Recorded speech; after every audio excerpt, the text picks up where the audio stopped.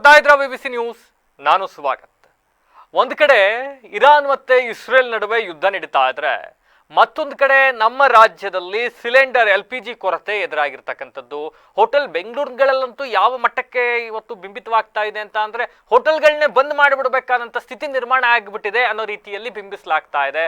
ಮತ್ತೊಂದು ಕಡೆ ಜನರಿಗೆ ಒಂದಿಷ್ಟು ಪ್ಯಾನಿಕ್, ಎಲ್ಲಿ ಸಿಲಿಂಡರ್ ಸಿಗೋದಿಲ್ವೋ ಅನ್ನೋ ಕಾರಣಕ್ಕೆ ಸಿಕ್ಕಾಬಟ್ಟೆ ಬುಕಿಂಗ್ ಮಾಡಕ್ ಸ್ಟಾರ್ಟ್ ಮಾಡ್ಬಿಟ್ಟಿದ್ದಾರೆ, ಮನೇಲಿ ಸ್ಟೋರೇಜ್ ಮಾಡ್ಕೊಳಕ್ ಸ್ಟಾರ್ಟ್ ಮಾಡ್ಬಿಟ್ಟಿದ್ದಾರೆ.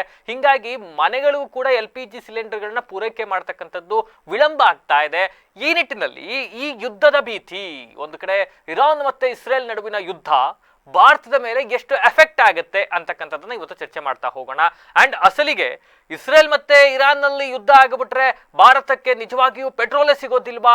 ಹಂಗಿದ್ರೆ ನಾವೆಲ್ಲ ವೆಹಿಕಲ್ ನಿಲ್ಸಿ ನಡ್ಕೊಂಡು ಓಡಾಡಬೇಕಾದ ಸ್ಥಿತಿ ಬಂದ್ಬಿಡುತ್ತಾ? LPG ಸಿಲಿಂಡರ್ಗಳೇ ಲಭ್ಯ ಆಗೋದಿಲ್ವಾ? ಈ ಮತ್ತೆ ಹಿಂದಿನ ಸ್ಥಿತಿಗೆ ಹೋಗಿ ನಾವೆಲ್ಲ ಕಟ್ಗೆ ತಗೊಂಡ್ಬಂದು ಅಡುಗೆ ಮಾಡಬೇಕಾದಂಥ ಸ್ಥಿತಿ ನಿರ್ಮಾಣ ಆಗುತ್ತಾ? ಅಸಲಿಗೆ ಏನು? ಇದ್ರ ಬಗ್ಗೆ ಚರ್ಚೆ ಮಾಡ್ತಾ ಹೋಗೋಣ. ಈ ಬಗ್ಗೆ ಮಾತನಾಡಲಿಕ್ಕೆ ಇವತ್ತು ನನ್ನ ಜೊತೆ ಜಾಯ್ನ್ ಆಗ್ತಾರೆ ವಾಹಿನಿಯ ಮುಖ್ಯಸ್ಥರಾದಂಥ ಜಗದೀಶ್ ಚೌಡುವಳ್ಳಿ ಅವರು. ಅವ್ರನ್ನು ಕೂಡ ವೆಲ್ಕಮ್ ಮಾಡ್ತೀನಿ. ಸರ್ ನಮಸ್ತೆ, ಕಾರ್ಯಕ್ರಮಕ್ಕೆ ಸ್ವಾಗತ. ನಮಸ್ತೆ ಸರ್. ಆಗ್ಲೇ ಹೇಳ್ತಾ ಇದ್ವಿ ಸರ್, ಇರಾನ್ ಮತ್ತೆ ಇಸ್ರೇಲ್ ನಡುವಿನ ಯುದ್ಧ ಇವತ್ತು ಭಾರತದಲ್ಲಿ ಆತಂಕವನ್ನು ತರಿಸಿರ್ತಕ್ಕಂಥದ್ದು. ಕಾರಣ ಏನು ಅಂತ ಅಂದ್ರೆ, ನಾವು ನಿನ್ನೆಯಿಂದ ನೋಡ್ತಾ ಇದ್ದೀವಿ, ಬೆಂಗಳೂರಿನಲ್ಲಿ ನಮ್ಮ ಮಾಧ್ಯಮದವರೇ ಹೋಗಿ ಎಲ್ಲ ಕಡೆ ಮೈಕ್ ಇಟ್ಕೊಂಡು ಹೇಳ್ತಾ ಇದ್ದಾರೆ, ಹೋಟೆಲ್ಗಳು ಬಂದ್ ಮಾಡ್ಬಿಡ್ತೀವಿ, ಸಿಲಿಂಡರ್ ಸಿಗೋದಿಲ್ಲ ಅಂತಕ್ಕಂಥದ್ದು. ಅಸಲಿಗೆ ಏನಾಗಿದೆ ನಿಮ್ಮ ಪ್ರಕಾರ ಇಲ್ಲಿ? ಈಗ ಇಸ್ರೇಲು ಇರಾನ್ ತೈಲ ರಾಷ್ಟ್ರಗಳು ಕೊಲ್ಲಿಯಲ್ಲಿ 3ನೇ ಮಹಾಯುದ್ಧಕ್ಕೆ ಕೈ ಬೀಸಿ ಕರೀತಾ ಇದ್ದಾವೆ. ಇದರಿಂದ ಲಾಭ ಪಡ್ಕೊಳ್ಳಲಿಕ್ಕೆ ಹಲವಾರು ಕಾಳಸಂತೆಕೋರರು, ದಂಧೆಕೋರರು ಈ ಒಂದು ಗ್ಯಾಸ್ನ ಒಂದು ಅಭಾವವನ್ನು ತಂದಿಟ್ಟು ಇದರಿಂದ ಆಗ್ತಕ್ಕಂಥ ಅನಾನುಕೂಲಗಳ ಬಗ್ಗೆ ಭಾಳ ವಿಸ್ತೃತವಾಗಿ ಚರ್ಚೆ ಮಾಡಬೇಕಾಗಿದೆ. ಯಾಕೆ ಅಂತ ಅಂದರೆ, ಯಾವುದೇ ಒಂದು ಯುದ್ಧ ಸಮಯದಲ್ಲಿ ಆದರೆ ಸುಮಾರು 3-4 ತಿಂಗಳು ಆಗುವಷ್ಟು ದಾಸ್ತಾನನ್ನು ಆಯಾ ದೇಶಗಳು, ಆಯಾ ರಾಜ್ಯಗಳು ತೈಲಗಳಾಗಿರ್ಬೋದು, ಗ್ಯಾಸ್ ಸಿಲಿಂಡರ್ಗಳಾಗಿರ್ಬೋದು ಇವನ್ನು ಅಡಗಿಸಿ ಇಡ್ತಕ್ಕಂಥ ಒಂದು ವ್ಯವಸ್ಥೆ ಈ ಹಿಂದಿನಿಂದ ನಡ್ಕೊಂಡು ಬಂದಿದೆ. ಸೊ ಭಾರತದಲ್ಲಿ ಈ ಯುದ್ಧ ಭೂತಿಯಿಂದ ಆಗ್ತಕ್ಕಂಥ ತೈಲ ರಾಷ್ಟ್ರಗಳ ಒಂದು ಆಕ್ರಮಣಕಾರಿ ಯುದ್ಧಗಳನ್ನು ನಿಲ್ಲಿಸಬೇಕು ಅಂತ ಕೂಗು ಪ್ರಪಂಚಾದ್ಯಂತ ವಿಶ್ವಸಂಸ್ಥೆ ಮೇಲೆ ಹೋರಾಟದ ಮೂಲಕ ತಮ್ಮ ಪತ್ರಗಳ ಮುಖಾಂತರ ಕಳಿಸ್ತಾ ಇರ್ತಕ್ಕಂಥ ನಿದರ್ಶನವನ್ನು ನೋಡ್ತಾ ಇದ್ದೇವೆ. ಒಂದು ವೇಳೆ ಗ್ಯಾಸ್ ಸಿಲಿಂಡರ್ನಿಂದ ಹೋಟ್ಲುಗಳಾಗಿರ್ಬೋದು, ಈ ಸಂಜೆಯ ಫುಡ್ ಪಾರ್ಕ್ಗಳಾಗಿರ್ಬೋದು, ಅಥವಾ ಮಧ್ಯಾಹ್ನದ ಹೊತ್ತದ ಊಟದಿರ್ಬೋದು, ಇದರ ಎಫೆಕ್ಟು ಕೂಲಿ ಕಾರ್ಮಿಕರಿಗೆ ಮಾತ್ರ ತಟ್ತದೆ. ಯಾಕೆ ಅಂತ ಅಂದರೆ, ಯಾವುದ್ಯಾವುದೋ ಹೊರ ರಾಜ್ಯದಿಂದ ಬಂದಿರ್ತಾರೆ, ತಮ್ಮ ಬದುಕನ್ನು ಕಟ್ಟಿಕೊಳ್ಳಲಿಕ್ಕೆ ಆ ರಾಜ್ಯಗಳಲ್ಲಿ ನೆಲೆ ಇಲ್ಲದೆ ಇದ್ದಾಗ ಬೆಂಗಳೂರಂಥ ಮಹಾನಗರಕ್ಕೆ ಬಂದಿರ್ತಾರೆ, ಮಂಗಳೂರಿಗೆ ಬಂದಿರ್ತಾರೆ, ಮೈಸೂರಿಗೆ ಬಂದಿರ್ತಾರೆ, ಹುಬ್ಳಿ ಧಾರವಾಡಕ್ಕೆ ಬಂದಿರ್ತಾರೆ. ಹೀಗೆ ಮಹಾನಗರಗಳಲ್ಲಿ ಅವರು ಅಥವಾ ಏನು ಕಾಫಿ, ಟೀ, ಈ ಒಂದು ವ್ಯವಸಾಯದ ಬದುಕಿಗಾಗಿ ಬಂದು ಅವರ ಜೀವನವನ್ನು ಕಟ್ಟಿಕೊಂಡಿರ್ತಾರೆ. ಈ ಗ್ಯಾಸ್ ಭೀತಿಯಿಂದ ಕಾಳಸಂತೆಕೋರರು ಈ ಒಂದು ಗ್ಯಾಸನ್ನು ಅಡಗಿಸಿಟ್ಟು ಜಾಸ್ತಿ ಬೆಲೆಗೆ, ನೀವು ಬೆಳಗ್ಗೆ ಆದರೆ ಸಂಜೆ ಆದರೆ ಟಿ ವಿಗಳಲ್ಲಿ ಪೇಪರ್ನಲ್ಲಿ ನೋಡ್ತಾ ಇದ್ದೇವೆ, ಒಂದಕ್ಕೆ 10 ಪಟ್ಟು, ಒಂದಕ್ಕೆ 5 ಪಟ್ಟು ರೇಟನ್ನು ಜಾಸ್ತಿ ಮಾಡ್ತಾ ಇರೋದ್ರಿಂದ ಈ ಯುದ್ಧ ಅಂತಕ್ಕಂಥದ್ದು ಕರಾಳ ದಿನವನ್ನು ಮರುಕಳಿಸ್ತಾ ಇದೆ. ನಾವು ಒಂದು ಜನ್ಮ ಹಿಂದಕ್ಕೆ ಹೋಗಿ ಮತ್ತೆ ಹಳೆಯ ನೆನಪುಗಳನ್ನು ಕಾಡ್ತಕ್ಕಂಥದ್ದು ಸನ್ನಿವೇಶ ಸೃಷ್ಟಿಯಾಗಿದೆ. ಸ್ವಾಗತ ಸರ್. ನಮಸ್ತೆ. ಉಮೇಶ್ ಅಂತ ಆಟೋ ಡ್ರೈವರು. ಒಂದು 15-20 ವರ್ಷದಿಂದ ಆಟೋ ಓಡಿಸ್ತಿದ್ದೀವಿ. 53 ರೂಪಾಯಿ ಇತ್ತು, ಈಗ 2 ದಿವಸಕ್ಕೆ 75 ರೂಪಾಯಿ ಮಾಡವ್ರೆ. ಬಡ್ಡಿ ಸಾಲ ಮಾಡಿ ಅಲ್ಲಿ ಇಲ್ಲಿ ಲೋನ್ ತಗೊಂಡು ಕೈ ಸಾಲ ಮಾಡಿ ಆಟೋ ತಗೊಂಡಿದ್ದೀವಿ. ಹಿಂಗಾದ್ರೆ ನಾವು ಜೀವನ ಹೆಂಗೆ ಮಾಡೋದು? ಗ್ಯಾಸ್ ರೇಟ್ ಜಾಸ್ತಿ ಆಗಿದೆ. 75 ರೂಪಾಯಿ 23 ರೂಪಾಯಿ ಜಾಸ್ತಿ ಮಾಡವ್ರೆ. 1 ಲೀಟ್ರಿಗೆ 23 ರೂಪಾಯಿ ಜಾಸ್ತಿ ಅಂದರೆ ದಿವಸಕ್ಕೆ 5-6 ಲೀಟ್ರು ಗ್ಯಾಸ್ ಬೇಕು. ಈಗ ಎಲ್ಲೂ ಜನ ಬಾಡಿಗೆ ಇಲ್ಲ, ಈ ಬಿಸಿಲು ಎಲ್ಲೂ ಜನ ಓಡಾಡಲ್ಲ, ನಮಗೂ ಕೈ ಸಾಲ ಜಾಸ್ತಿ ಆಗೈತೆ. ಇದಕ್ಕೆಲ್ಲ ಕೇಂದ್ರ ಸರ್ಕಾರನ ರಾಜ್ಯ ಸರ್ಕಾರನ ಏನೋ ಒಂದು ಕತೆ ಮಾಡಬೇಕು. ಏನಾಗುತ್ತೆ ಸರ್, ಈಗ ಯುದ್ಧ ಅಂತ ಬಂದಾಗ ಹೌದು ಇರಾನ್ ಮತ್ತೆ ಇಸ್ರೇಲ್ ಯುದ್ಧ ನಡೀತಾ ಇರಬಹುದು, ಆದರೆ ಭಾರತ ಎಲ್ಲೆಲ್ಲಿಂದ LPGಯನ್ನು ಆಮದು ಮಾಡ್ಕೊಳ್ತಾ ಇದೆ ಅಂತ ನೋಡ್ತಾ ಹೋದಾಗ ನಾವು ಬರೀ ಇಸ್ರೇಲ್ ಇರಾನನ್ನು ಮಾತ್ರ ಅದಕ್ಕೆ ಅವಲಂಬಿಸಿಲ್ಲ. ಸಾಕಷ್ಟು ದೇಶಗಳನ್ನ ನಾವು ಅವಲಂಬಿಸಿದ್ದೀವಿ. ಸೌದಿ ಅರೇಬಿಯಾ ಆಗಿರ್ಬೋದು, ಕತಾರ್ ಆಗಿರಬಹುದು, ಯುನೈಟೆಡ್ ಸ್ಟೇಟ್ಸ್ ಆಗಿರಬಹುದು, ಅರಬ್ ರಾಷ್ಟ್ರಗಳು, ಇಲ್ಲಿಂದಲೂ ಕೂಡ ನಾವು ಅದನ್ನ ಆಮದು ಮಾಡ್ಕೊಳ್ತಾ ಇದ್ದೀವಿ. ಆದ್ರೆ ಈ ಸಂದರ್ಭದಲ್ಲಿ ಉದ್ದೇಶಪೂರ್ವಕವಾಗಿ ಏಜೆನ್ಸಿಗಳು ಮಾಡ್ತಾ ಇರ್ತಕ್ಕಂಥ ಕಳ್ಳಾಟ ಇದು. ಹೌದು. ಈಗ ನಾವು ಅರಬ್ ರಾಷ್ಟ್ರಗಳ ಜೊತೆ ಒಪ್ಪಂದವನ್ನು ಮಾಡಿ ಭಾರತ ಇಸ್ರೇಲ್ ಜೊತೆಲೂ ಚೆನ್ನಾಗಿದೆ, ಇರಾನ್ ಜೊತೆನೂ ಚೆನ್ನಾಗಿದೆ. ಈಗ ಈ ಮಧ್ಯದಲ್ಲಿ ರಷ್ಯಾ ಜೊತೆನೂ ಭಾಳ ಚೆನ್ನಾಗಿ ಬಾಂಧವ್ಯವನ್ನು ಹೊಂದಿದೆ. ಈ ಏನು ಇವೆರಡೂ ರಾಷ್ಟ್ರಗಳಲ್ಲಿ, ಕೊಲ್ಲಿ ರಾಷ್ಟ್ರಗಳಲ್ಲಿ ತೆಗಿತಾ ಇರ್ತಕ್ಕಂಥ ತೈಲದ ಒಂದು ಸುಂಕ, ತೈಲದ ಬ್ಯಾರೆಲ್ಗೆ ಆಗ್ತಕ್ಕಂಥ ಬೆಲೆ ರಷ್ಯಾದಿಂದ ನಾವು ಆಮದು ಮಾಡ್ಕೊಂಡಾಗ ಕಡಿಮೆ ಆಗ್ತದೆ. ಭಾರತ ಯಾತಕ್ಕೆ ಮೃದು ಧೋರಣೆ ತಾಳ್ತಾ ಇದೆ ಅಂತೇಳಿ ವಿಶ್ವಸಂಸ್ಥೆಯ ಕೆಲವು ರಾಷ್ಟ್ರಗಳು ಪ್ರಶ್ನೆಯನ್ನು ಮಾಡ್ತಕ್ಕಂಥ ಸನ್ನಿವೇಶ ಒದಗಿ ಬಂದಿದೆ.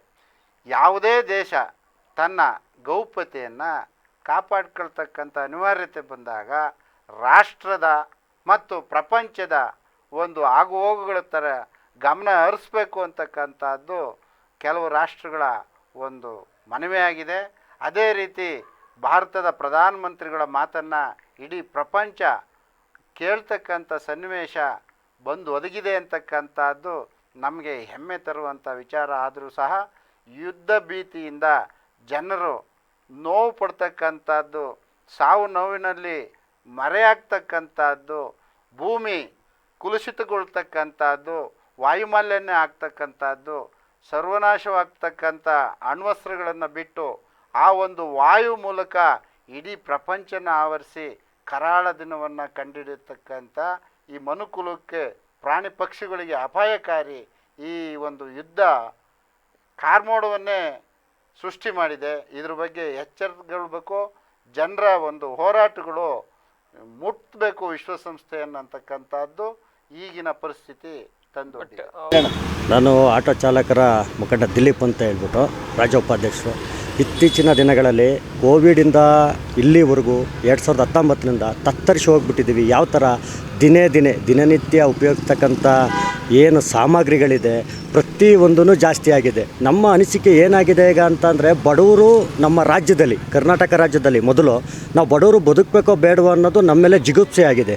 ಯಾವ ಥರ ಅಂದರೆ ಒಂದೊಂದು ಅಡುಗೆ ಆಯಿಲಿಂದ ಹಿಡಿದು ಬೇಳೆ, ಸೊಪ್ಪು, ಸೆದೆ ಪ್ರತಿಯೊಂದೂ ಕೂಡ ಗ್ಯಾಸು, ಪೆಟ್ರೋಲು, ಡೀಸೆಲ್ಲು ಈ ಥರ ಏನೇನು ಆಯ್ತಾಯಿದೆ ಅನ್ನೋದು ಅರ್ಥ ಆಗಿಲ್ಲ ನೋಡಿ.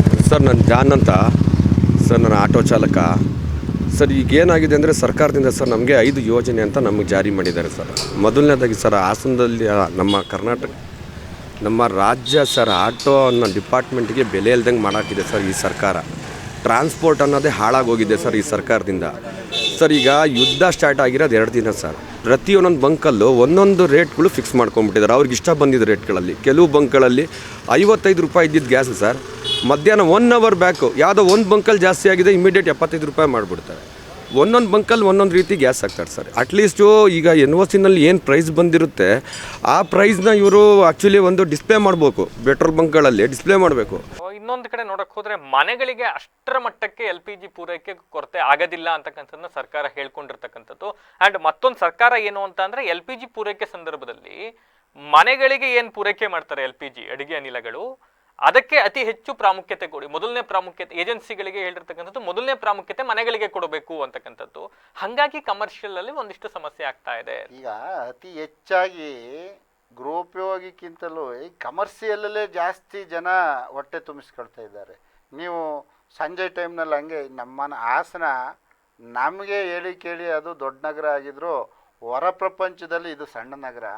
ಇಲ್ಲೇ 20-25 ಭಾಗ ಅಡುಗೆನೇ ಮಾಡಿದಂಥ ಪರಿಸ್ಥಿತಿಯನ್ನು ನಾವು ನೋಡ್ತಾ ಇದ್ದೀವಿ. ಯಾವುದೇ ಫುಡ್ ಕೋರ್ಟಲ್ಲಿ ನೋಡಿದರೂ ಮಕ್ಕಳು ಮರ್ಯಾದೆಯಾಗಿ ಆ ಒಂದು ವ್ಯವಸ್ಥೆ ಒಳಗೆ ಒಗ್ಗೋಗಿದ್ದಾರೆ. ಕೆಲಸಕ್ಕೆ ಹೋಗೋರಿರ್ಬೋದು, ಗೌರ್ಮೆಂಟ್ ಅಪಾಯಿಂಟಲ್ಲಿರ್ಬೋದು, ಅಥವಾ ಚಿನ್ನ ಬೆಳ್ಳಿ ವ್ಯಾಪಾರಸ್ಥರೇ ಇರ್ಬೋದು, ಎಲ್ಲರೂ ಈ ಫುಡ್ ಕೋರ್ಟ್ಗಳಿಗೆ ಅನಿವಾರ್ಯವಾಗಿ ಒಗ್ಗಿಕೊಂಡಿರೋದ್ರಿಂದ ಇಲ್ಲಿಗೆ ಗ್ಯಾಸಿನ ಅನಿವಾರ್ಯತೆ ಈ ಗೃಹೋಪಯೋಗಿಗಿಂತಲೂ ಜಾಸ್ತಿ ಬಳಕೆ ಆಗ್ತದೆ. ನಮ್ಮ ರಾಜ್ಯನೇ ಇರ್ಬೋದು, ದೇಶನೇ ಇರ್ಬೋದು, ಇದು ಹಳ್ಳಿಗಳ ಒಂದು ಪ್ರಪಂಚ.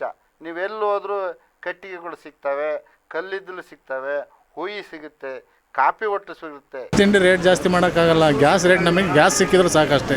ರೇಟ್ ನಾವು ಜಾಸ್ತಿ ಮಾಡೋಕೆ ಹೋದ್ರೆ ನಮಗೆ ಕಸ್ಟಮರ್ ಬರೋಲ್ಲ. ಅದೇ ರೇಟಿಗೆ ಗ್ಯಾಸಲ್ಲಿ ಕೊಡ್ತಾರೆ ನಿಮಗೆ. ಅದೇ ರೇಟಿಗೆ ಗ್ಯಾಸ್ ಕೊಡ್ಬೇಕು ಅಂದ್ರೆ ಸರ್ಕಾರದಿಂದ ಕೊಡಿಸ್ಬೇಕು. ನಮಗೆ ಕಮರ್ಷಿಯಲ್ ಗ್ಯಾಸ್ ಬೇಕೇ ಬೇಕು. ಆಲ್ಟರ್ನೇಟ್ ಅಂತ ಅಂದರೆ ಹೋಟ್ಲ್ ಕ್ಲೋಸ್ ಮಾಡಬೇಕಾಗುತ್ತೆ. ನಮ್ಮ ಪರಿಸ್ಥಿತಿ ಕೆಟ್ಟದಾಗುತ್ತೆ ಅಷ್ಟೇ, ಇನ್ನೇನಾಗಲ್ಲ. ಅದು ಏನೇನೆಂದ್ರೆ ನಮಗೆ ಸರ್ಕಾರ ಕೇಳ್ಕೊಳ್ಳೋದಷ್ಟೇ, ನಮಗೆ ಗ್ಯಾಸ್ ಒಂದು ಕೊಡಿಸಿ ಅಂತ. ಈಗ ನಾವು ಬೀದಿ ಬದಿ ವ್ಯಾಪಾರಿಗಳಿಗೆ ಏನು ಶ್ರಮ ಪಡ್ತಾಯಿದ್ದೀವಿ ಅದಕ್ಕೆ ನಮಗೆ ಗ್ಯಾಸ್ ಬೇಕೇ. ಗ್ಯಾಸ್ ಇಲ್ಲ ಅಂದರೆ ನಮ್ಮ ಬಿಸ್ನೆಸ್ ಮಾಡೋಕ್ಕೆ ಕಷ್ಟ ಆಗುತ್ತೆ, ಆಗಲ್ಲ. ಜನಗಳು ಒಪ್ಪಲ್ಲ, ಅಲ್ಲಿ ಜನಗಳು ಬರೋಲ್ಲ. ರೇಟ್ ಜಾಸ್ತಿ ಮಾಡಿರಿ. ಈಗ ಮಧ್ಯಮ ವರ್ಗದವ್ರು ಜನಗಳು ಇರ್ತಾರಲ್ಲ, ಅವರು ಒಂದು ಏನಕ್ಕೂ ನೀರು ಬಿಸ್ಲೇರಿ ನೀರು ಸಮೇತ ಜಾಸ್ತಿ ಆಗಿದೆ, ಅದು ಸ್ಟಾಕ್ ಸಿಗ್ತಾ ಇಲ್ಲ ಅಂತವ್ರೆ. ಎಲ್ಲದಕ್ಕೂ ತೊಂದರೆ ಮಾಡ್ತಾಯಿದ್ದಾರೆ. ಹಾಂ, ಕಮರ್ಷಿಯಲ್ ಯೂಸ್ ಮಾಡ್ತಾಯಿದ್ದೀವಿ. ಅದನ್ನೂ 2,000 ರೂಪಾಯಿ ಅಂದ್ರಲ್ಲ, 2,500 ಅಂದರೂ ಇಲ್ಲ ಕಮರ್ಷಿಯಲು. ಮಾಮೂಲಿ 1,800 ರೂಪಾಯಿ, 1,900 ರೂಪಾಯಿ ಡಾಲರು. 2,000, 2,200 ಕೊಡ್ತೀನಿ ಅಂದರೂ ಕಮರ್ಷಿಯಲ್ಲು ಇಲ್ಲ ಅಂತಾರೆ, ಖಾಲಿ ಅಂತ.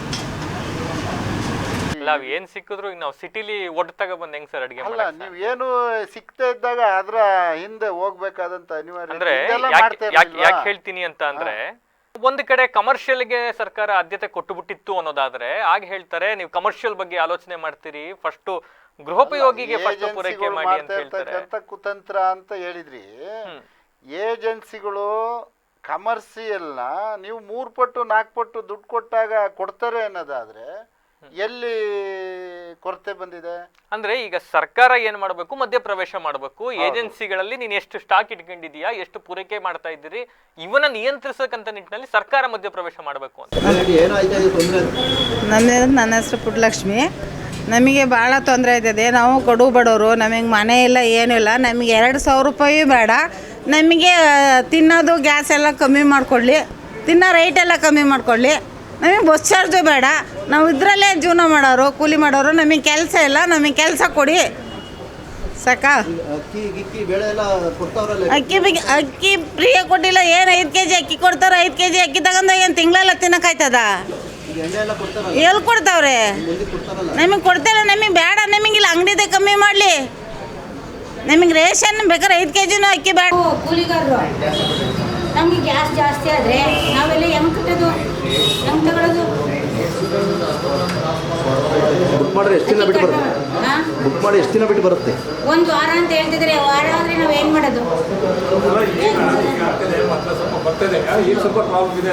ಪ್ರಾಬ್ಲಮ್ ಆಗಿದೆ. ಬಸ್ ಎಲ್ಲ ಕೊಡ್ತಾಯಿದ್ರು, ಈಗ ಪ್ರಾಬ್ಲಮ್ ಆಗಿದೆ. ಈಗ 1 ವಾರದಿಂದ ನಮಗೆ ಕಷ್ಟ ಐತೆ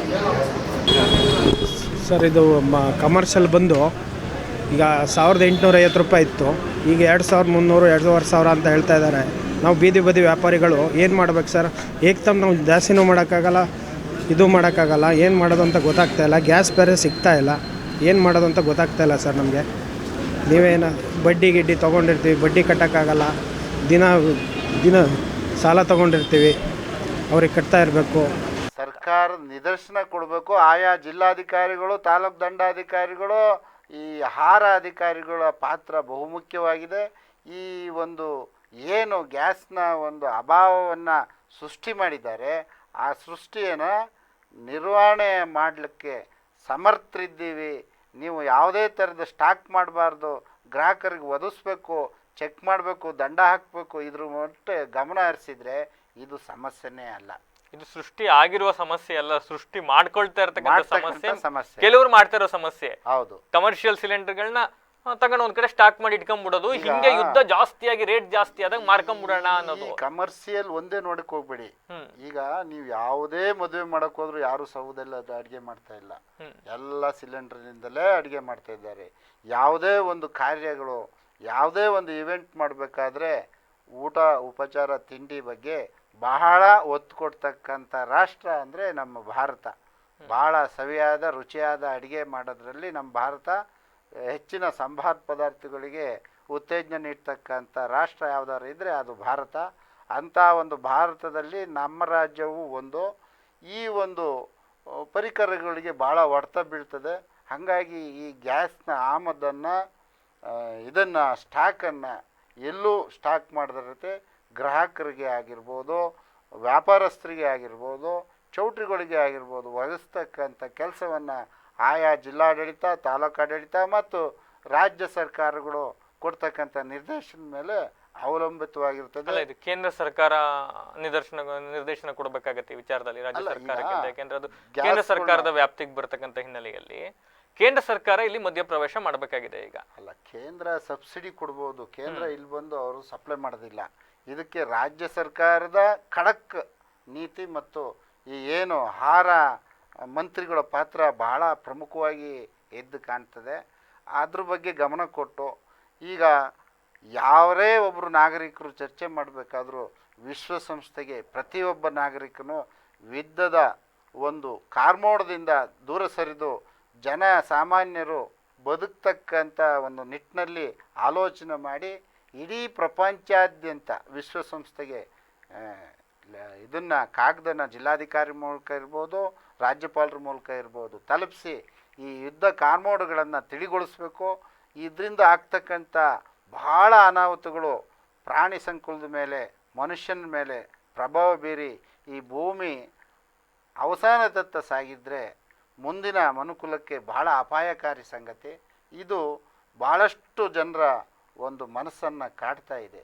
ಇದ್ರ ಬಗ್ಗೆ ಗಮನ ಕೊಡಬೇಕು. ಈಗ ನೀವು ಹೇಳಿದಂಗೆ ಸರ್, ಈಗ ನಾವೆಲ್ಲ ಒಂದು ಲೆಟರ್ ಬರೆದು ಜಿಲ್ಲಾಧಿಕಾರಿಗಳ ಮೂಲಕ ವಿಶ್ವಸಂಸ್ಥೆಗೆ ತಲುಪಿಸ್ತೀವಿ ಅಂತ ಹೊರಟ್ರೆ ನಿಜವಾಗ್ಲೂ ಇದು ಸಾಧ್ಯನಾ? ಈ ನಾವೊಂದು ಬರೆಯೋ ಲೆಟರಿಂದ ವಿಶ್ವಸಂಸ್ಥೆ ಅದನ್ನ ನೋಡಿ ಯುದ್ಧ ನಿಲ್ಲಿಸಕ್ ಹೊರಡುತ್ತಾ? ವಿಶ್ವಸಂಸ್ಥೆಗೆ ಇದ್ರ ಬಗ್ಗೆ ಆಸಕ್ತಿ ಇಲ್ವಾ? ನಿಲ್ಲಿಸಬೇಕು ಅಂತಕ್ಕಂಥ ಕಾಳಜಿ ವಿಶ್ವಸಂಸ್ಥೆಗೆ ಇರೋದಿಲ್ಲ? ಮೂರನೇ ಮಹಾಯುದ್ಧ ಸೃಷ್ಟಿ ಆಗ್ತದೆ, ಇಡೀ ಪ್ರಪಂಚದಲ್ಲಿರ್ತಕ್ಕಂಥ ದೇಶಗಳು ಒಡೆದು ಹೋಗ್ತವೆ, ಯಾವ್ಯಾವ ರಾಷ್ಟ್ರಕ್ಕೆ ಯಾವ್ಯಾವ ರಾಷ್ಟ್ರ ಸಪೋರ್ಟ್ ಕೊಡ್ತವೆ. ಇಲ್ಲಿ ಜನಾಂಗೀಯ ಕಲಹ ಜೊತೆಗೆ ದೇಶವೇ ಸರ್ವನಾಶವಾಗ್ತಕ್ಕಂಥ ಒಂದು ಕಾಲಘಟ್ಟದಲ್ಲಿ ನಾವಿದ್ದೀವಿ ಅನ್ನಿಸ್ತದೆ. ಇದ್ರ ಬಗ್ಗೆ ಹೆಚ್ಚಿನ ಗಮನ ಕೊಡ್ತಕ್ಕಂಥದ್ದು ರಾಜಕಾರಣಿಗಳಿಗಿರ್ಬೋದು, ಅಧಿಕಾರಿ ವರ್ಗದಿರ್ಬೋದು, ಶ್ರೀಸಾಮಾನ್ಯನಿಗಿರ್ಬೋದು, ಇದರ ಎಲ್ಲರ ಹೊಣೆಗಾರಿಕೆ ಇದೆ. ಆದ್ದರಿಂದ ವಿಶ್ವಸಂಸ್ಥೆ ಮೇಲೆ ಭಾಳಷ್ಟು ಒತ್ತಡವನ್ನು ಹಾಕ್ತಕ್ಕಂಥ ಇಡೀ ನಮ್ಮ ದೇಶ ಒಂದೇ ಅಲ್ಲ, ಪ್ರಪಂಚದ ಇರ್ತಕ್ಕಂಥ ಎಲ್ಲ ದೇಶಗಳು ಆ ನಿಟ್ಟಿನಲ್ಲಿ ಕ್ರಮ ಕೈಗೊಳ್ಳಬೇಕು. ಆ್ಯಂಡ್ ಇನ್ನೊಂದು, ಕೆಲವು ಜನ ಇದ್ದಾರೆ ಸರ್, ಎಲ್ಲ ಇಸ್ರೇಲ್ ಯುದ್ಧ ಆದ್ರೆ ನಮಗೇನು, ಇರಾನಲ್ಲಿ ಯುದ್ಧ ಆದ್ರೆ ನಮಗೇನು ಅನ್ನೋ ಮನೋಭಾವದವರು ಒಂದಿಷ್ಟು ಜನ ಇದ್ದಾರೆ. ಬಟ್ ಇದರಿಂದ ಮುಂದಿನ ದಿವಸಗಳಲ್ಲಿ ಬೆಲೆ ಏರಿಕೆ ಭೀತಿಯು ಕೂಡ ನಮ್ಮನ್ನ ಈಗ ಪರಿಸರ ಅಂತಕ್ಕಂಥದ್ದು ನಮ್ಮ ದೇಶ ನಿಮ್ಮ ದೇಶ ಅಂತ ಬರೋದಿಲ್ಲ. ಇಲ್ಲಿ ಗಾಳಿ ಭಯಾನಕವಾಗಿ ಬೀಸಿದರೆ ನೀವು ಸಾವಿರಾರು ಕಿಲೋಮೀಟ್ರು ಒಂದೇ ದಿವಸದಲ್ಲಿ ಬರ್ತಕ್ಕಂಥ ಗಾಳಿಯ ವಿಷಾನಿಲಗಳು ಇಡೀ ಪ್ರಪಂಚವನ್ನು ಆವರಿಸ್ತವೆ. ಅದೇ ರೀತಿಯ ಭೂಮಿ ಮೇಲೆ ಆಗ್ತಕ್ಕಂಥ ಅಣುಬಾಂಬ್ಗಳು ಇಡೀ ಪ್ರಪಂಚವನ್ನು ಆವರಿಸಿ ವಿನಾಶದತ್ತ ತರ್ತಕ್ಕಂಥದ್ದು ಬಹಳ ಖಂಡನೀಯ. ಈ ಸಂದರ್ಭದಲ್ಲಿ ಸರ್, ಒಬ್ಬ ಜವಾಬ್ದಾರಿಯುತ ನಾಗರಿಕರಾಗಿ ನಮ್ಮಗಳ ಪಾತ್ರ ಏನು ಅಂತೀರಿ ನಿಮ್ಮ ಪ್ರಕಾರ? ಈಗ ಯಾವುದೇ ಒಂದು ಇಂಥ ಒಂದು ಸಂದಿಗ್ಧ ಪರಿಸ್ಥಿತಿಯಲ್ಲಿ ಸಾಮಾನ್ಯನ ಪಾತ್ರ ಬಹುಮುಖ್ಯ. ಈ ಯುದ್ಧ ಕಾರ್ಮೋಡಗಳಿಂದ ಕವಿದಂಥ ಸಂದರ್ಭದಲ್ಲಿ ನಮ್ಮ ಜಿಲ್ಲಾಧಿಕಾರಿಗಳ ಮೂಲಕ ಇರ್ಬೋದು, ರಾಜ್ಯಪಾಲರ ಮುಖಾಂತರ ಇರ್ಬೋದು, ಮುಖ್ಯಮಂತ್ರಿಗಳ ಮೂಲಕನೇ ಇರ್ಬೋದು, ನಮ್ಮ ದೇಶದ ಪ್ರಧಾನಮಂತ್ರಿಗಳಿಗೆ ಮುಂದೆ ಆಗ್ತಕ್ಕಂಥ ಅನಾಹುತದ ಬಗ್ಗೆ ಅರಿವು ಮೂಡಿಸ್ತಕ್ಕಂಥ ಹಿರಿಯ ಚಿಂತಕರು, ಹಿರಿಯ ಅಧಿಕಾರಿಗಳು, ನಿವೃತ್ತ ಅಧಿಕಾರಿಗಳ ಸಲಹೆ ಬಹಳ ಮುಖ್ಯವಾಗಿರ್ತದೆ. ಅದೇ ರೀತಿ ಆರ್ಥಿಕ ತಜ್ಞರ ಸಲಹೆ ಮತ್ತು ವಿಜ್ಞಾನಿಗಳ ಸಲಹೆಯನ್ನು ಪರಿಗಣಿಸಬೇಕಾಗ್ತದೆ ಸರ್ಕಾರಗಳು. ಆ ನಿಟ್ಟಿನಲ್ಲಿ ಕೆಲಸ ಮಾಡಿ ವಿಶ್ವಸಂಸ್ಥೆ ಮೇಲೆ ಭಾಳಷ್ಟು ಹೇರಿಕೆಯನ್ನು, ಈ ಯುದ್ಧ ನಿಲ್ಲಿಸುವಂತಹ ಒಂದು ಸಲಹೆಗಳನ್ನು ನೀಡಿದರೆ ಉತ್ತಮ ಅಂತಕ್ಕಂಥದ್ದು. ಇಡೀ ಪ್ರಪಂಚವೇ ಒಪ್ಪುಗಳ್ತಿರ್ತಕ್ಕಂಥ ಪ್ರಧಾನಿಗಳಿಗೆ ಯಾರೋ ನಾವು ಚಿಂತಕರು ಇಲ್ಲಿಂದ ಅರಿವು ಮೂಡಿಸ್ಬೇಕಾದಂಥ ಅನಿವಾರ್ಯತೆ ನಿರ್ಮಾಣ ಆಗಿದೆ ಸರ್. ಅವ್ರಿಗೆ ಗೊತ್ತಿಲ್ವ ಈಗ ಏಕ್ತುಮೋಗಿ ಯುದ್ಧ ನಿಲ್ಲಿಸಿ ಅನ್ನೋಕ್ಕೆ ನಮ್ಮ ದೇಶದ ಅಧೀನ ರಾಜ್ಯಗಳಲ್ಲ ಅವು. ಈ ಒಂದು ದೇಶದ ಒಡಂಬಡಿಕೆ ಒಳಗೆ ವಿಶ್ವಸಂಸ್ಥೆಯ ಪಾತ್ರ ಮಹತ್ವವಾಗಿರ್ತದೆ. ಆ ವಿಶ್ವಸಂಸ್ಥೆಯ ಶೃಂಗಸಭೆಗಳು ಯಾತಕ್ಕೆ ನಡೀತವೆ ಅಂದರೆ ಹೀಗೆ ಕೊಲ್ಲಿ ರಾಷ್ಟ್ರಗಳಿರ್ಬೋದು, ದೊಡ್ಡ ದೊಡ್ಡ ರಾಷ್ಟ್ರಗಳಿರ್ಬೋದು, ಅಶಾಂತಿಯನ್ನು ಮೂಡಿಸ್ತಕ್ಕಂಥ ವಾತಾವರಣದಲ್ಲಿ ಶಾಂತಿಯನ್ನು ನೆಲೆಸ್ತಕ್ಕಂಥ ಒಂದು ಸನ್ನಿವೇಶಕ್ಕೆ ಯಾವ ರಾಷ್ಟ್ರಗಳು ಭಾಗಿಯಾಗಬೇಕು, ಯಾವ ರಾಷ್ಟ್ರದ ಒಂದು ಮಾತು ನಡೀತದೆ. ಯಾಕೆಂದರೆ ವಿಶ್ವಕ್ಕೆ ದೊಡ್ಡಣ್ಣ ಅಮೇರಿಕ ಯಾರಿಗೆ ಸಪೋರ್ಟ್ ಮಾಡ್ತದೆ ಅನ್ನೋದು ಇನ್ನೂ ಯಕ್ಷ ಪ್ರಶ್ನೆ ಆಗಿದೆ. ಯಾಕೆ ಅಂತ ಅಂದರೆ ಅವರ ಒಂದು ದೊಡ್ಡ ಸಮುದ್ರ ನೌಕೆ ಏನು ಸಿಂಗಾಪುರದ ಸಮುದ್ರ ತೀರದಲ್ಲಿರ್ತದೆ, ಅದು ಈಗ ಡೆನ್ಮಾರ್ಕ್ ಕಡೆ ಮುಖ ಮಾಡಿ ಹೋಗ್ತಾ ಇರ್ತಕ್ಕಂಥ ಅದು ಅಣ್ವಸ್ತ್ರಗಳನ್ನು ತುಂಬಿರ್ತಕ್ಕಂಥ ವಿನಾಶಕಾರಿ ಹಡಗು. ಆ ಹಡಗಿನ ಬಗ್ಗೆನೇ ಭಾಳಷ್ಟು ಚರ್ಚೆಗಳು ನಡೀತಾ ಇದ್ದಾವೆ. ಆ ಒಂದು ಹಡಗಿನಿಂದ 2-3 ರಾಷ್ಟ್ರಗಳನ್ನು, ಸಣ್ಣ ಸಣ್ಣ ರಾಷ್ಟ್ರಗಳನ್ನ ದಮನ ಮಾಡ್ತಕ್ಕಂಥ ಶಕ್ತಿ ಇರ್ತಕ್ಕಂಥ ಹಡಗು. ಅಮೇರಿಕದ ನಿಲುವು ಏನಿದೆ ಅಂತಕ್ಕಂಥದ್ದನ್ನು ಬಹಿರಂಗಪಡಿಸ್ಬೇಕಾಗ್ತದೆ. ಈಗ ಚೈನಾ, ರಷ್ಯಾ ಇವ್ರ ಪಾತ್ರನೂ ಭಾಳ ಮುಖ್ಯವಾಗಿದೆ. ಅದರೊಟ್ಟಿಗೆ ನಮ್ಮ ಭಾರತದ ಪಾತ್ರವು ಅಷ್ಟೇ ಬಹುಮುಖ್ಯವಾಗಿರೋದ್ರಿಂದ ಶಾಂತಿಯ ಕಡೆ ನಮ್ಮ ನಡೆ ಇರಬೇಕಾಗ್ತದೆ. ಈಗ ನಮ್ಮ ದೇಶದ ಪರಿಸ್ಥಿತಿ ಹೆಂಗಾಗ್ಬಿಟ್ಟಿದೆ, ಎರಡು ದೇಶದ ಜೊತೆನೂ ನಾವು ಬಹಳ ಚೆನ್ನಾಗಿ ಬಾಂಧವ್ಯ ಇಟ್ಕೊಂಡಿದ್ದೀವಿ. ಒಬ್ರು ಕಡೆ ತೈಲ ಮತ್ತೆ ಇಂಧನವನ್ನ ಆಮದು ಮಾಡ್ಕೊಳ್ತಾ ಇದ್ರೆ, ಮತ್ತೊಂದಿಗೆ ನಾವು ಗುಪ್ತಚರ ಮಾಹಿತಿಗೋಸ್ಕರ ಅವ್ರನ್ನ ಬಳಸ್ಕೊಳ್ತಾ ಇದ್ದೀವಿ. ಸೇನಾ ಬಲವನ್ನ ಕೊಟ್ಟಿದ್ದೀವಿ ಒಂದು ದೇಶಕ್ಕೆ. ಈ ತರ ನಾವು ಎರಡು ದೇಶದ ಜೊತೆನೂ ಚೆನ್ನಾಗಿರೋದ ಕಾರಣವಾಗಿ ಇತ್ತ ಯಾರನ್ನು ಉಳಿಸ್ಕೊಬೇಕು, ಯಾರನ್ನು ಬಿಡಬೇಕು ಅನ್ನೋಕ್ಕಾಗದಿರೋ ಸ್ಥಿತಿ, ಏನಿದ್ರು ಶಾಂತಿ ಮಂತ್ರವನ್ನ ಜಪಿಸ್ತಕ್ಕಂಥ ಸ್ಥಿತಿಯಲ್ಲಿ ಮಾತ್ರ ಈಗ ನಮ್ಮ ದೇಶ ಬರ್ತಾ ಇದೆ. ನಾವು ಗಾಂಧಿ ಹುಟ್ಟಿದ ನಾಡಿನಲ್ಲಿ ಹುಟ್ಟಿರೋದ್ರಿಂದ ಅದು ನೀವು ಹೇಳೋದು ಸರಿ. ಆದರೂ ತೈಲ ರಾಷ್ಟ್ರಗಳು ತೈಲವನ್ನು ಸರ್ವನಾಶ ಮಾಡ್ತಕ್ಕಂಥ ಈ ಯುದ್ಧ ಭೂತಿಯಿಂದ ಹೊರಗಡೆ ಬರಬೇಕು ಅಂದರೆ ನಮ್ಮ ದೇಶದಲ್ಲೂ ಕೊಲ್ಲಿಗಳಿದ್ದಾವೆ, ನಮ್ಮಲ್ಲೂ ಸಮುದ್ರ ತೀರಗಳಿದ್ದಾವೆ, ನಮ್ಮಲ್ಲೂ ಕ್ರೂಡ್ ಆಯಿಲ್ ಆಗಿರ್ಬೋದು, ಆಯಿಲ್ ಆಗಿರ್ಬೋದು, ನಿಕ್ಷೇಪಗಳನ್ನ ಪತ್ತೆ ಹಚ್ಚಿ ತೆಗಿತಕ್ಕಂಥ ವ್ಯವಸ್ಥೆಯನ್ನು ಈಗಲಾದರೂ ಮನಗಂಡು ವಿಜ್ಞಾನಿಗಳ ಸಲಹೆಯನ್ನು ಪಡೆದ್ರೆ, ಈಗ ನಮ್ಮ ಮಲ್ನಾಡು ಇಂಜಿನಿಯರಿಂಗ್ ಕಾಲೇಜ್ ರಮೇಶ್ ಅಂತೇಳಿ ಒಬ್ಬರು ಪ್ರೊಫೆಸರ್ ಅವ್ರು ಹೇಳ್ತಾಯಿದ್ರು, ನಮ್ಮಲ್ಲಿ ತೆಗೆದ್ರೆ ಆ ಕೊಲ್ಲಿ ರಾಷ್ಟ್ರಗಳು 10ರಷ್ಟು ನಮ್ಮಲ್ಲಿ ಇದೆ ಅಂತ. ಅಂಥವ್ರನ್ನ ಕರೆದು ಚರ್ಚೆ ಮಾಡಿ ಈ ಆಯಿಲ್ಗಳನ್ನ ತೆಗಿತಕ್ಕಂಥ ವ್ಯವಸ್ಥೆಯನ್ನು ಮಾಡಿದ್ರೆ ದೇಶದಲ್ಲಿ ಎಂತೆಂಥದ್ದು ಸೈಂಟಿಸ್ಟ್ಗಳು ಬಂದು ಹೋಗ್ಬಿಟ್ಟಿದ್ದಾರೆ ಸರ್. ನಮ್ಮ ದೇಶದಲ್ಲಿ ಇದನ್ನ ತೆಗೆದ್ರೆ ಆಗಲ್ವಾ ಅನ್ನೋದನ್ನ ಇವತ್ತರೆಗೂ ಯಾರು ಕಂಡಿಡಿಲ್ಲ ಇಲ್ವಾ, ಯಾರಿಗೂ ಗೊತ್ತಾಗಲಿಲ್ವಾ? ಪ್ರಯತ್ನ ಪಟ್ರೆ ಎಲ್ಲ ಸಾಧ್ಯ ಇದೆ. ತೆಗಿಲಿ, ನೋಡೋಣ. ರೇಟು ಕಡಿಮೆನೂ ಆಗ್ಬೋದು. ನಮ್ಮದೇ ದೇಶ ಆಮದು ಮಾಡ್ಕೊಳ್ಳುವಾಗ ಎಷ್ಟೋ ಸಾವಿರಾರು ಕಿಲೋಮೀಟ್ರು ತಗೊಬಂದು ಇಲ್ಲಿ ಅದಕ್ಕೆ ಆಗ್ತಕ್ಕಂಥ ಸುಂಕ 200-300 ಪಟ್ಟಿದೆ. ಅದು ಸಿಗ್ತಕ್ಕಂಥ ನಮ್ಮಲ್ಲೇ ಸಿಕ್ಕಿದ್ರೆ ಭಾಳ ಕಡಿಮೆ ಆದರೆ ಯಾಕೆ ತೆಗಿಬಾರ್ದು? ಈಗ ಆಲ್ರೆಡಿ ಎಲೆಕ್ಟ್ರಿಕ್ ವೆಹಿಕಲ್ಗಳು ಬಂದಿದ್ದಾವೆ, ಈಗ ಆಲ್ರೆಡಿ ಆಗ್ತಾ ಇದಾವೆ. ಬಟ್ ನಮ್ಮಲ್ಲೇ ಕ್ರೂಡ್ ಆಯಿಲ್ ಇವೆಲ್ಲವನ್ನು ಕೂಡ ತೆಗಿತಕ್ಕಂಥ ಸಂದರ್ಭದಲ್ಲಿ ಏನಾಗಬಹುದು ಅಂತ ಯಾರ ಜೊತೆ ನಾವು ಚರ್ಚೆ ಮಾಡ್ಬೇಕಾದ್ರೆ ಹೇಳ್ತಾ ಇದ್ರು. ನಮ್ಮ ಹಾಸನ ಜಿಲ್ಲೆಯಲ್ಲೇ ಸಾಕಷ್ಟು ಭಾಗಗಳಲ್ಲಿ ಚಿನ್ನದ ನಿಕ್ಷೇಪಗಳು ಇರ್ತಕ್ಕಂಥದ್ದು. ಇತ್ತೀಚೆಗಷ್ಟೇ ನಾವು ನೋಡಿದ್ವಿ, ಚಿಕ್ಕಮಗಳೂರು ಈ ಭಾಗದಲ್ಲೆಲ್ಲ ಒಂದು ಪುಟ್ಟ ಏರೋಪ್ಲೇನ್ ಓಡಾಡ್ತು ಎಲ್ಲ ಕಡೆ ಅಂತ. ಅದ್ರ ಪರಿಣಾಮವೇ ಈ ತರ ಭೂ ಖನಿಜಗಳು ಏನೇನಿದೆ ಅಂತ ಹುಡುಕ್ತಕ್ಕಂಥದ್ದು. ಬಟ್ ಆದ್ರೆ ಅವನ್ನ ತೆಗೆದು ಈಗ ನಾವು ಎಲ್ಲಿಂದಲೂ ಆಮದು ಮಾಡ್ಕೊಂಡ್ರೆ ಕಚ್ಚಾ ತೈಲ ಮಾತ್ರ ನಾವು ಆಮದು ಮಾಡ್ಕೊಳ್ತೀವಿ, ಪ್ಯೂರಿಫೈ ನಾವೇ ಮಾಡ್ಕೊಳ್ತಾ ಇದೀವಿ, ನಮ್ಮ ಏಜೆನ್ಸಿಗಳೇ ಮಾಡ್ತಾ ಇದ್ದಾವೆ.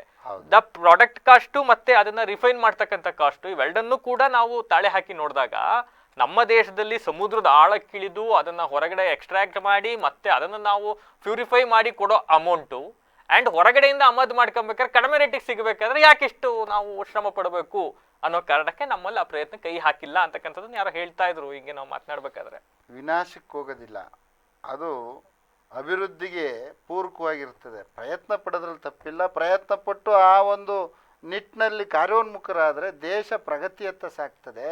ಅಥವಾ ಬೇರೆ ರಷ್ಯಾದಲ್ಲಿ ಕೊಡ್ತಕ್ಕಂಥ ಆಯಿಲ್ಲು ಯಾವುದೇ ಇದ್ದರೂ ಅಲ್ಲಿ ಈಗ ತರಿಸ್ತಕ್ಕಂಥ ಆಯಿಲ್ಗೂ ಇಲ್ಲಿಗೂ ಸುಮಾರು ಪರ್ಸೆಂಟೇಜ್ 40-50% ಕಡಿಮೆಲಿ ಸಿಕ್ಕುತ್ತೆ ಅನ್ನೋದಾದರೆ, ಒಂದು ಸಾರಿ ಈ ಒಂದು ಯುದ್ಧದ ಕಾರ್ಮೋಡ್ನಲ್ಲಿ ಈ ಸಿಲ್ಕೆ ಹಾಕೊಂಡಿರ್ತಕ್ಕಂಥ ಒಂದು ಕರಾಳ ದಿನವನ್ನು ರಷ್ಯಾದ ಮೂಲಕ ತಂದು ಭಾರತದ ಮೇಲೆ ಹೂಡಿಕೆದಾರರು ಮುನ್ನುಗ್ಗಿದ್ರೆ ನಮ್ಮ ದೇಶನೂ ಪ್ರಗತಿಯತ್ತ ಸಾಗಬಹುದು. ಆ ನಿಟ್ಟಿನಲ್ಲೂ ಚರ್ಚೆಗಳು ನಡೀತಾ ಇರ್ಬೋದು. ಎಸ್. ಆಮೇಲೆ ನೀವು ಹೇಳ್ದಂಗೆ ಸರ್, ಏನಾಗುತ್ತೆ ಪ್ರಯೋಗಗಳು ಅಂತ ಮಾಡಿ ಹೊರಟಾಗ ಹಿಂಗೆ ಪ್ರಯೋಗ ಮಾಡಲಿಕ್ಕೆ ಅಂತ ಹೇಳಿ ಗ್ರಾವಿಟಿ ಇಲ್ಲದೇ ಇರೋ ಕಡೆ ನೀರು ಎತ್ತು ಬಿಡ್ತೀವಿ ಅಂತ ಎತ್ತಿನೊಳೆ ಯೋಜನೆ ಅಂತ ಪ್ರಾರಂಭ ಮಾಡಿ ನಮ್ಮ ಜಿಲ್ಲೆಯ ಪರಿಸರನ ಸರ್ವನಾಶ ಮಾಡಕ್ಕೆ ಹೋಗ್ಬಿಟ್ರು. ಕಾಡಾನೆಗಳ ಹಾವಳಿ ಮಿತಿ ಮೀರಿ ತಿಂಗಳಿಗೊಂದು ಸಾವಾಗಂಗೆ ಮಾಡಿದ್ರು. ಇವತ್ತರೂ ಕೂಡ ಎತ್ತಿನ ಹೊಳೆ ಯೋಜನೆ ಸರ್ಕಾರ ಹೇಳ್ಕೊಬಹುದು ನಾವು ಪಾಸಾಗಿದ್ದೀವಿ ಅಂತ, ಬಟ್ ಲಿಟ್ರಲಿ ಸಂಪೂರ್ಣವಾಗಿ ಫೇಲ್ಯೂರ್ ಆಗಿರ್ತಕ್ಕಂಥ ಅರ್ಚಕರಿಗೆ ನೀರು ತಗೊಳ್ಳೋಕ್ಕಾಗಿಲ್ಲ ನಮ್ಮ ಸ್ಥಿತಿ ಇವತ್ತು. ಈಗ ನಾವು ಎತ್ತಿನ ಹೊಳೆ ಬಗ್ಗೆ ಮಾತನಾಡಿದ್ರೆ ಬಹಳಷ್ಟು ಇದೆ. ಎತ್ತಿನ ಹೊಳೆ ನೀರನ್ನ ಯಾವುದೇ ಕಾರಣಕ್ಕೂ ಅರಸೀಕೆರೆ ದಾಟ್ಸಕ್ ಆಗದೇ ಇಲ್ಲ. ಕೋಲಾರದವರೆಗೂ ಯಾಕೆ ಹೇಳಿದೆ ಅಂದ್ರೆ ಪ್ರಯೋಗಗಳಾಗಬೇಕು ಅಂದ್ರಲ್ಲ ನೀವು, ಈ ತರ ಪ್ರಯೋಗಗಳು ಮಾಡಕ್ ಹೋಗಿ ನಮ್ಮ ಪರಿಸರ ಸರ್ವನಾಶ ಮಾಡಾಕ್ಬಿಟ್ಟಿದ್ದಾರೆ. ಈಗ ಸಮುದ್ರಗಳ ಆಳ ಅಗಿತೀವಿ ಅಂತ ಹೊರಟು ಅದನ್ನು ವಿನಾಶದ ಹತ್ರ ತಗೊಂಡು ಹೋಗ್ಬಿಟ್ರೆ ಭೂಮಿ ಪ್ರಳಯ ಆಗಿ ಹೋಗ್ಬಿಡುತ್ತೆ ಅಂತಕ್ಕಂಥದ್ದು ಒಂದಿಷ್ಟು ವಾದ, ಒಂದಿಷ್ಟು ಚರ್ಚೆ. ಅದು ಉತ್ತೇಜನ ಕೊಡ್ತಕ್ಕಂಥ ರೂಪದಲ್ಲಿ ನಾವು ಸಾಧನೆ ಮಾಡುವಂಥ ಸಂದರ್ಭದಲ್ಲಿ ಸಾಧಕರನ್ನ ಹುಡುಕ್ತೀವಿ. ಅಂಥ ಸಂದರ್ಭದಲ್ಲಿ ಒಳ್ಳೆಯದು ಆಗ್ಬೋದು. Yes sir. ಈಗ ಕೊನೆಯದಾಗಿ ಯುದ್ಧಗಳು ಅನಿವಾರ್ಯವೋ, ಅವಶ್ಯಕತೆಯೋ, ಅಥವಾ ಆವಾವ ದೇಶಗಳ ನಡುವಿನ ಏನು ಹೇಳ್ಬೋದು ನಾವು ಅವರವರ ದೇಶಗಳಿಗೆ ಅನಿವಾರ್ಯ ಅನ್ನೋ ಗೊತ್ತಿಲ್ಲ ನನಗದು. ಬಟ್ ಸ್ಟಿಲ್ ಈ ಥರದ ಯುದ್ಧಗಳಿಂದ ಜನಸಾಮಾನ್ಯರ ಮೇಲೆ ಆಗ್ತಾ ಇರ್ತಕ್ಕಂಥ ಹೊರೆಗೆಯನ್ನು ತಗ್ಗಿಸ್ತಕ್ಕಂಥ ನಿಟ್ಟಿನಲ್ಲಿ ಸರ್ಕಾರಗಳು ಮಧ್ಯ ಪ್ರವೇಶ ಮಾಡಬೇಕಾಗತ್ತೆ. ಸರ್ಕಾರಗಳು ಈ ಬಗ್ಗೆ ಚಿಂತನೆಯನ್ನು ಮಾಡಬೇಕಾಗತ್ತೆ. ಒಂದು ವೇಳೆ LPG ಸಿಗ್ತಾ ಇಲ್ಲ, ರೇಟ್ ಜಾಸ್ತಿ ಆಯಿತು ಅಂದರೆ ಸಬ್ಸಿಡಿನ ಜಾಸ್ತಿ ಕೊಡಬೇಕಾಗತ್ತೆ. ಪೆಟ್ರೋಲ್ ರೇಟ್ ಜಾಸ್ತಿ ಆಯಿತು ಅಂತ ಹೇಳಿದ್ರೆ ತೆರಿಗೆ ಕಡಿಮೆ ಮಾಡಬೇಕಾಗತ್ತೆ. ಇಸ್ರೇಲ್ ರಾಷ್ಟ್ರ ಪುಟ್ಟ ರಾಷ್ಟ್ರ ಆದರೂ ಅಲ್ಲಿರ್ತಕ್ಕಂಥ ತಂತ್ರಜ್ಞಾನ ಇಡೀ ಪ್ರಪಂಚವನ್ನೇ ನಡುಗಿಸ್ತಕ್ಕಂಥ ತಂತ್ರಜ್ಞಾನ ಇದೆ. ಆದರೆ ಇರಾನ್ನಲ್ಲಿ ವಾಯುಸೇನೆ ಆಗಲಿ ಭೂಸೇನೆ ಆಗಲಿ ಯಾವುದೇ ಸೇನೆಗಳು ಇಲ್ಲದೆ ಇರ್ತಕ್ಕಂಥ ಆರ್ಥಿಕ ಕಣಜ ಅದು ಇರಾನ್. ಆದರೆ ಅಮೇರಿಕಾ ಇಸ್ರೇಲ್ ಎರಡೂ ರಾಷ್ಟ್ರಗಳ ಒಂದು ಶಕ್ತಿಯನ್ನು ಇಷ್ಟೂ ದಿವಸ ಸಮರ್ಥವಾಗಿ ಎದುರಿಸಿ ಈ ಯುದ್ಧಕ್ಕೆ ಸಜ್ಜಾಗಿ ಆ ಒಂದು ನೆಲದಲ್ಲಿ ಹೋರಾಟವನ್ನು ನೋಡಿದರೆ ಇರಾನ್ಗೂ ಯಾವುದೋ ದೊಡ್ಡ ರಾಷ್ಟ್ರ ಸಪೋರ್ಟ್ ಕೊಡ್ತಾ ಇದೆ.